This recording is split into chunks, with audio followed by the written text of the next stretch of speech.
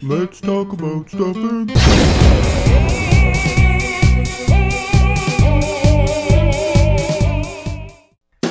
What is up, the world? It is your friendly neighborhood SlipGator here, and this is your 20,000 subscriber special vloggity vlog thingy doodler.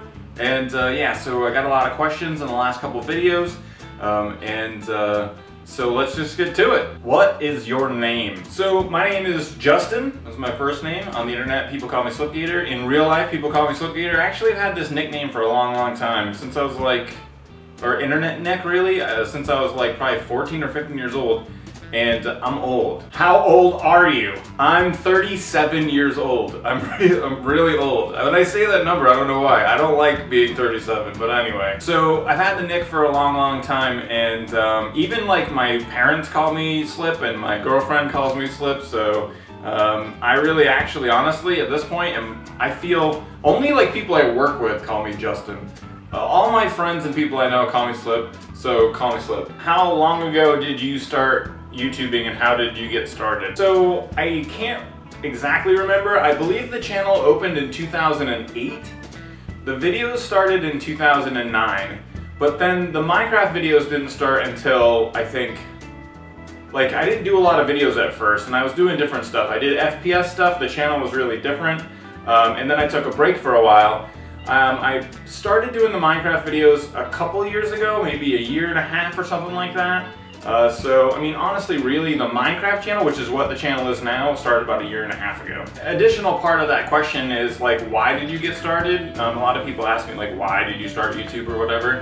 And it really was that, another part of this question, too, that I can answer at the same time is, like, who were your influences?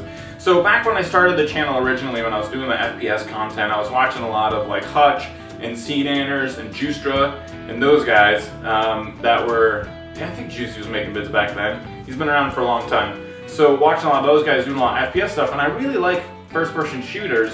I was never a fan of games like Minecraft until I found it. Yeah, so that's kind of why I started, and I thought that it just looked like a lot of fun to make videos on YouTube, and I thought that the commentary, I thought I could definitely do the commentary part. I was like, I can do that stuff. But I think my gameplay was a little lacking. I didn't really farm out the best games, and so, I don't know. But anyway, that's kind of why I started from watching those guys. So then another part of that is kind of why did I start up again, because I had taken a break and stopped playing Minecraft, or not Minecraft, stopped playing games online for a while. And I wanted to start up a vlog of some kind. So I decided to look for a game that I could just kind of talk behind. And so then I found Minecraft. And this is a funny thing about this story that's a little bit embarrassing, is that when I first saw Minecraft, the first person I ever saw play Minecraft was Seed Anners. And I thought that the game looked, I didn't get it. Like, I was like, this doesn't look good. This looks like a bad game. Like, I don't get why anyone would want to play this. So I started playing it on like a free Flash browser or something like that, just to try it out. And within like instantly, my attitude was completely changed. Like, I don't know, it's like Minecraft casts a spell on you where you just want to dig holes for hours and hours. And once that I started to play it, I was completely hooked. How many pancakes does it take to shingle a doghouse? So I love this question, and the answer is really simple. It's purple, because ice cream has no bones. Will you ever choose a new skin for Minecraft? Actually, that's something I want to talk to you guys about. In the future, in the next month or so-ish, I'm going to be doing, I don't know if it's going to be a contest or whatever, maybe a contest, I don't know if there's going to be a prize, but I'm going to be looking for a new skin for Minecraft. And so I'm going to involve you guys in the process, and I think that we're going to have like a fan-created skin. So you can start creating them now if you want to, but I'm not going to be taking any like submissions for a while. I'm going to have like a window where submissions will be available to be posted somewhere. I don't know where that's going to happen, but and yeah, we're going to pick a new skin, and I want to pick one that's really good. I mean, I'm looking for something that's really cool and creative, so you guys can go crazy, and I'll talk more about that in a future video. Where does the name SlipGator come from? So another question I get quite a bit, the name SlipGator comes from the first level in the game Quake, which is an old game that happened back in the past that works with an abacus and the wheel. But anyway, so the first level on that game, E1M1, is called the SlipGate Complex, and that's just kind of where the name came from. And back a long time ago, when there were no computers, it was really cool to put numbers in your name. Like, that was the thing. So another question I get quite a bit is, where's the Previously On Girl? We're going to do that stuff again? So if you guys don't know who the Previously On Girl is, in my single player LP called Surviving Sliptopia, which I definitely recommend you go check out, my girlfriend does a bit in the beginning where she says previously on Surviving Sliptopia. And that was like a thing that ran on the channel for like a year, for like 180 or 190 episodes. And I haven't done it with Hermitcraft again. But I definitely think that you're going to see more Previously On Girl stuff, and she'll probably do some more stuff in the videos when we have more time to do that. But yeah, she'll be around. Just right now, I don't know. She's on vacation. Why do you say don't spam it on Reddit? Alright, this is a good question. It's been a little bit of a secret. It's been a little bit of a private joke, and so I'm going to tell you the story about what's going on. So, I don't remember when it was, months ago, I was trying to develop the channel, and so a good thing that you guys can do is get involved. If you're trying to develop your channel, get involved in the community, and just try to find appropriate places to post your videos. So the Minecraft forums are a good place. They have an LP section, they have a tutorial section, you can post your videos there. And I was kind of a noob. I don't know, even still know much about Reddit. I don't really go to Reddit. I don't get it. I don't know, it confuses me. Maybe it's because I'm old, but anyway. So I went to Reddit, and I went to the Minecraft /r Minecraft, and it says in the rules of the /r Minecraft that posting your own videos is frowned upon, but not against the rules. So I was like, alright, so this is kind of like I didn't get it. I was like, this is kind of like a forum, and I could just post my videos here. So I posted a video, and I didn't really know how to check like my messages or whatever that you can get there. And then so I posted a second video, and then like a couple days later I got banned from the /r Minecraft. So yeah, I was completely banned from the /r Minecraft for posting my own videos, and I was like really confused because other people were posting their videos too, but they were more well-known YouTubers posting tutorials and stuff like that. But at the same time, I had followed the letter of the law, so I was a little bit peeved off. So I contacted the admin from the /r Minecraft, and I was like, yo, what up, homie? Like, you just banned me. It says in the rules I can do this, but you know, I guess for some reason they weren't strong-willed enough to be adamant in the rules section. You really shouldn't post your own videos on the /r Minecraft, and I got banned from there. So, but then they lifted the ban after we chit-chatted. It wasn't no big deal, and they lifted the ban. So yeah, so then it became this like running joke that you shouldn't spam your videos on Reddit. I put 2. I wasn't like spamming videos there or anything like that, but it was still kind of funny thing. And then it just became a part of the videos. So, yeah, and maybe also a little bit of reverse psychology, because, like, I can't post my videos on Reddit, but it'd be great if somebody else did. So, a little reverse psychology there. What YouTubers did you watch when you first started, and which people did you look up to? When I first started playing FPSs, I told you I was watching, like, Nanners, Hutch, Juicy, Small Beans, Pyro, and then a lot of guys. And then I got into Minecraft, I started watching pretty much all the Hermits and the Minecraft guys, but like Suzuma Void, I got a lot of my redstone from my single player LP from Suzuma, and Monkey Farm was a big influence. I just loved his building style. And then as I kind of got into other things and started kind of playing on servers and stuff, I started watching the guys I was playing with. So I was watching Zul'jin and Armitage, Woolly Creeper, all the Hypermine guys really. I don't want to leave anybody out, but anyway. So, and like my friends became my influences too, and that's the answer to the question. How do you stay excited about Minecraft and Feed the Beast? I don't know. How do you know what makes you excited? That's a tough question. I mean, it's not a bad question because some people kind of get unexcited, but I don't have any problem being excited about playing Minecraft. Like, I don't have a lack of ideas, and I don't have a lack of like any sort of inspiration. I think it's super fun. I just have a good time hanging out because I mean, not only Minecraft's as big as your imagination, so anything you want to do in the game is totally possible. It's just a matter of investing your time into it, which is kind of where the reward comes from. You invest the time and you get a reward of like, look at this thing that I did. And in my single player LP, Surviving Sliptopia, but in my single player LP, I mean, that world took me like over a year to build. And it was really hard to walk away from it, and that was the first world I'd ever done in Minecraft, so I didn't really know what it felt like to like rinse and repeat and start again. And since I've done that, since I've switched servers a couple times and changed the series, I find that I really like starting over. So like the Feed the Beast series is we're about to reset the map when 1.6 is released, and I can't wait. Like I love the build I'm doing now, but I'm super excited to start something new. And the same thing when I went to the Hermitcraft server. When I got there, I had this idea for the ribbon. I had an idea of something like it for a while, but you can't kind of really just throw away your current base and start something new without a catalyst of the map reset. So when that happens, and when I get that like fresh canvas, I get excited because I can build something really cool, build something new like the ribbon.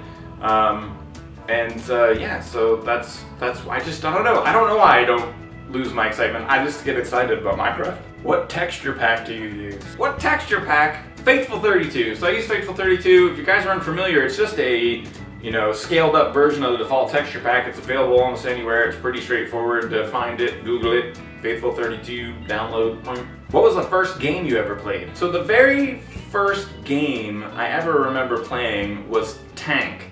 But this is really crazy. You guys won't even, a lot of you guys that are younger won't even know what I'm talking about. So Tank was a standalone plastic thingy that had two sets of like tank controls on it and an on-off button, and that was it.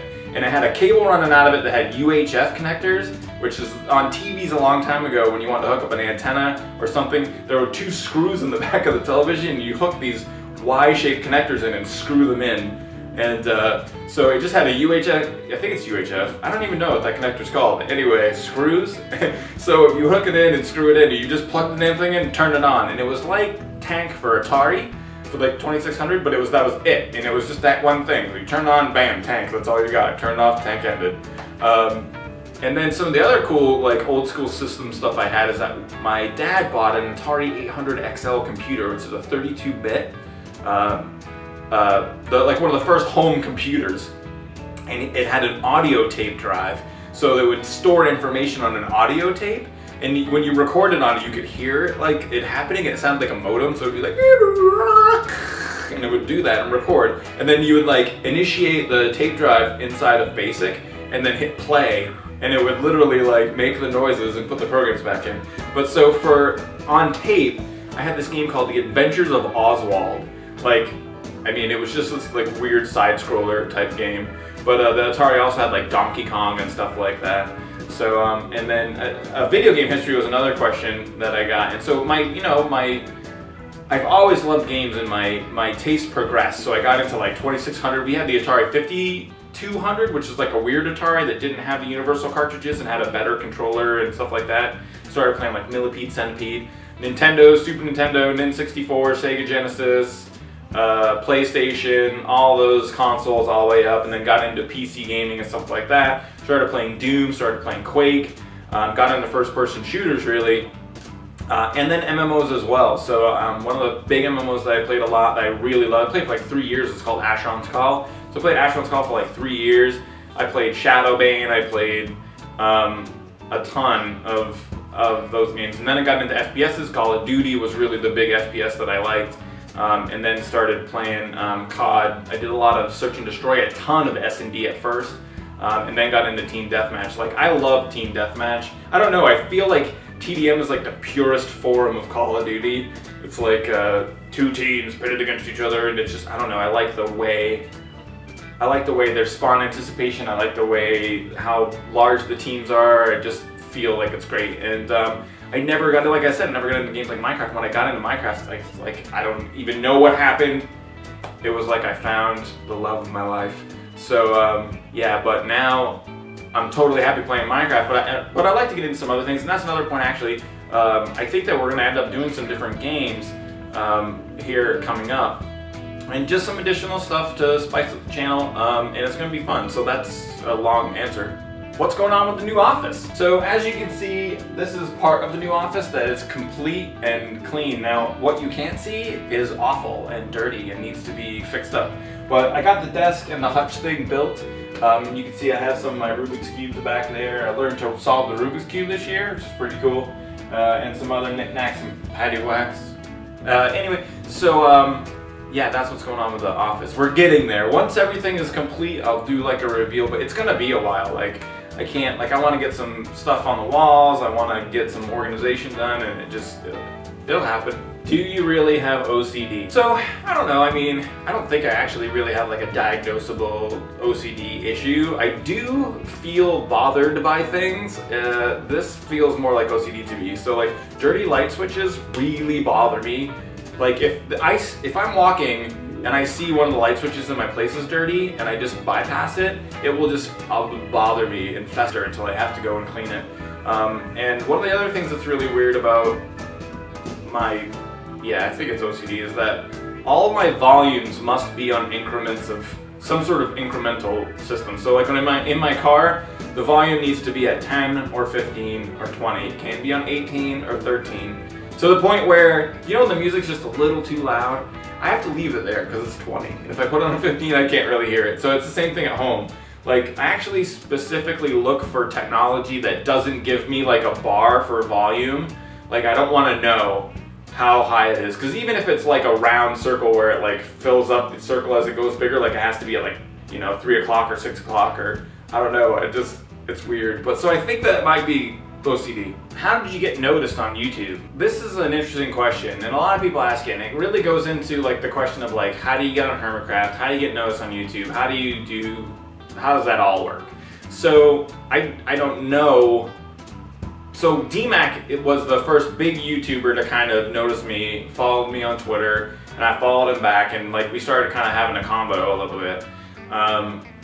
But really it's more of a question for DMAC, is like, why'd you notice? And I've asked him that before, like kind of like, what did you see, or why is it that you thought it would be cool to reach out or whatever? And it was just really he said he liked the commentating style in the building. And if I had to give you guys a recommendation, if you really want to become, like, I'm not by no means a professional YouTuber, but you know, my channel's growing and it's doing great right now. If you want your channel to get bigger and that's kind of your goal, you want to do that, there's a couple different things that you can do. Tutorials are really great to help you get noticed, because a lot of people are looking for that information on YouTube, and when you're searching for something and they can find you that way, it's a good kind of advertisement. But the other thing as far as getting noticed, for me, my personal feeling about it is that you need to build. You must build things in Minecraft that people want to see. If you want to be a builder, so if you want to do the redstone thing, that's toots and that works on its own. But if you want to be a builder and be noticed as a builder, you have to build things. So that's the only way to do it. And I think a lot of people, they get scared away by the time investment. And that's another question that I got, is about the time investment. How do you find the time to do these builds that are bigger? And one of the things, like especially with the Surviving Subtopia series, when you see the build, it's very impressive because it's long. It took me a year. Like, so it's not like it was like, you know, I did it in a second. Like, it took a long time, and it's like 190 episodes. Like, it's a lot of work. So it wasn't really quick. Like the ribbon in Hermitcraft Vanilla, I just recently put it up pretty fast. And it's a fairly big build. It's not that big though. I mean, well, it's a medium to medium large size build. And I guess the trick though is, if you want to do big builds and not get bored, dubstep is the trick. So the trick being that I find it difficult to watch videos and build, because the accuracy of your geometry and your counting is going to be off if you're like watching something and not watching what you're doing. So I use music as a catalyst to help me to stay entertained in my mind while I count to 10 500 times or whatever it is. So yeah, that's just a little tip. Where did stuff and things come from? So I don't really know where stuff and things came from. I have no idea. It just happened. So, and I can't stop it. I try to tone it down sometimes, because I think I'm like, I say this a lot. Maybe I should just like back off a little bit, you know, chillax on stuff and things, man. But I don't know. I just say it. It just happens. Where do you work? So I work for a company that has computers. So I'm an analyst for a company that has, I'm not going to go into where exactly it is, but it's in Washington, D.C. is where I work, and I live outside of D.C. in Maryland. It's about 30 miles out. It takes me about an hour and a half to drive 27 miles to work, because it's just 47,000 stoplights. But so I work as an analyst for them, and what does that really mean? I analyze data, kind of do statistician work, and if you really break it down to its simplest form, I just copy and paste professionally. But it's really kind of a complicated job, but it has to do with monitoring about 3,000 to 5,000 people, what they're doing, when, how long it takes, how good they do, taking lots and lots of stats and putting them into spreadsheets and then emailing them to people who want to know these things. Do you smoke? No, I don't smoke, and I did for a long, long time. I smoked for about 18 years, and this is kind of another piece of the puzzle of what's happened in my life, kind of. But when I was about 30 years old, I was overweight, I was a smoker, I was very unhealthy, and I made a decision to kind of like change my life and get healthy. So I started an exercise regimen, and I quit smoking, and I used to drink a little bit here and there, and I stopped drinking. I actually quit caffeine. I quit like all things, like anything. Basically, I drank water and I ate cardboard for like a year. I was running 2 miles a day, 7 days a week, and 3 times a week I was in the gym. I dropped 75 pounds in 10 months, and yeah, so I just made a decision. And I went with it, and it really worked out. I've gained a little bit of the weight back because I love the taste of delicious food, but yeah, I don't smoke and don't do any of that stuff anymore. I'm super boring. Do you like Oreos? Yep. Do you like cake? I do like cake, but I prefer pie. If you could go full-time on YouTube, would you? Absolutely. It is my dream to be creative professionally, so whatever happens on YouTube is what happens on YouTube. Before I started doing Hermitcraft videos, I wished my channel would be bigger, but I was perfectly happy with what was going on, and I kind of resigned myself that, you know, I'm just going to make videos and that's going to be what it is. So the channel's been doing a lot better lately, and it's growing, and that's really, really great. And I love making the videos and interacting with people and doing all of those things. If I was able to be a professional YouTuber, it would pretty much be a dream come true for me. It's really, and it really isn't about like that there be like that you get rich or whatever. Like I don't even care about that. What I would love to do is just make what I make now at my job at YouTube, so that I could just make videos all the time. I feel so much more fulfilled making videos, interacting with fans, being creative in Minecraft. I just think that it's kind of what, I don't know, I don't want to sound too cheesy, but it's kind of what I don't say meant to do. That doesn't make any sense. That's not right, that's not correct. It's just kind of where, if I look around at all the things, because a piece of advice, you're gonna have to work. You have to work. Well, you don't have to, but you're gonna smell if you don't. So you pretty much have to work. And if you're gonna work, you might as well do something that you try your best. If I give you any advice, do your best to do something that you love as your job. Try it, because I didn't do this. Like, I play guitar, and when I was younger, I said I never want to see the guitar as a job, because I would hate for my passion and my art to be my job. And that is totally wrong. Like, if you could get paid to play the guitar professionally, it's awesome. Like, some people have to do jobs they absolutely hate, and they do it every day for their whole life in order to like make enough money to like just survive. So if you can choose something that you love to do and make it into your work, you should definitely do that. If you play an instrument, playing guitar professionally would be a great job. And so doing something that I love, like making videos, like I love the editing and Minecraft, I love collabing, I just love all of it. If I could do that professionally, it would just be my dream come true. So that's all we have time for this 20,000 subscriber special. I want to thank all of you guys very much for subscribing and supporting me. Follow me on Twitter, getting likes up on G+, doing all that social stuff too. It really helps me out. And I want to thank all my YouTube friends the most. I mean, the guys from Hermitcraft, the guys from Hypermind, and I just want to say thank you, because each one of those people that I get to talk to and have met from YouTube are inspirations to me and have been super helpful, and I honestly could not have done it without all those people. So I couldn't have gotten this far. So I really appreciate it. Thank you so much for watching. Don't spam it on Reddit. Hope you guys have a great rest of your day.